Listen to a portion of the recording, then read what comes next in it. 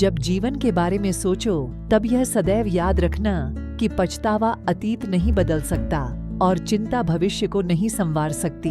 एकाग्रता से किया गया परिश्रम ही वास्तविक चमत्कार करता है। जिस प्रकार एक सूखा पेड़ आग लगने पर पूरा जंगल जला देता है, उसी प्रकार एक पापी पुत्र पूरे परिवार को बर्बाद कर देता है। उनसे सलाह कभी मत लेना जो उस पड़ाव पर हैं ही नहीं जहां तुम पहुंचना चाहते हो, क्योंकि माता, पिता व गुरु के अलावा ज्यादातर लोग आपको आपके मार्ग से भटकाने का कार्य ही करते हैं। जिसका पुत्र आज्ञाकारी है, जिसकी पत्नी का चाल चलन उसकी इच्छा के अनुसार है और जो अपने धन से संतुष्ट है, उसका स्वर्ग यहीं इस पृथ्वी पर है।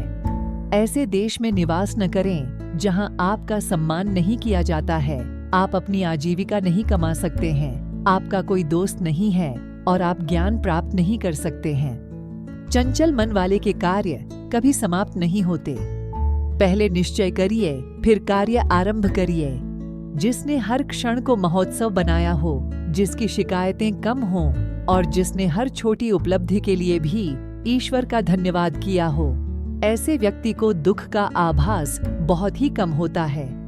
जो तुम मांगते हो उसके मिलते ही उसका मूल्य कम हो जाता है और फिर से कुछ मांगने की इच्छा जागती है। इसीलिए मांगने के बजाय उस खजाने की तरफ बढ़ो जो तुम्हारे भीतर छुपा है।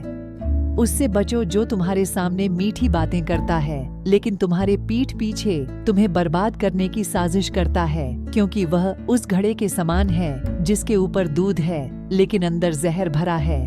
वो जो अपने परिवार से अति लगाव रखता है सदैव भय और दुख में जीता है, क्योंकि सभी दुखों का मुख्य कारण लगाव ही है। इसलिए खुश रहने के लिए लगाव का त्याग आवश्यक है। विद्या ही निर्धन का धन है। जीवन के लेखक बनो और अपने मन के पाठक, क्योंकि जितना अधिक खुद के बारे में ज्ञान अर्जित करोगे उतना ही कम तुम्हें दूसरों की राय पर निर्भर रहना पड़ेगा। मनुष्य अकेला पैदा होता है और अकेला ही मरता है। वह अपने कर्मों के अच्छे और बुरे परिणामों को अकेले ही भोगता है और वह अकेला ही नरक या स्वर्ग जाता है।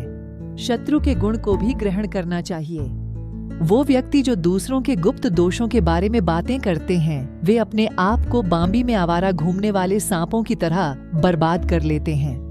अत्यधिक सुंदरता ने सीता का अपहरण करवा दिया, अत्यधिक अहंकार ने रावण का वध करवा दिया और अत्यधिक दान ने राजा बलि को गहरे संकट में डाल दिया। इसलिए किसी भी चीज की अति बुरी होती है, इसलिए व्यक्ति को बहुत अधिक से बचना चाहिए।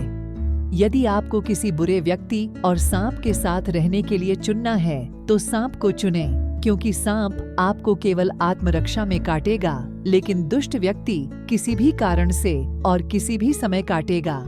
किसी लक्ष्य की सिद्धि में कभी शत्रु का साथ ना करें।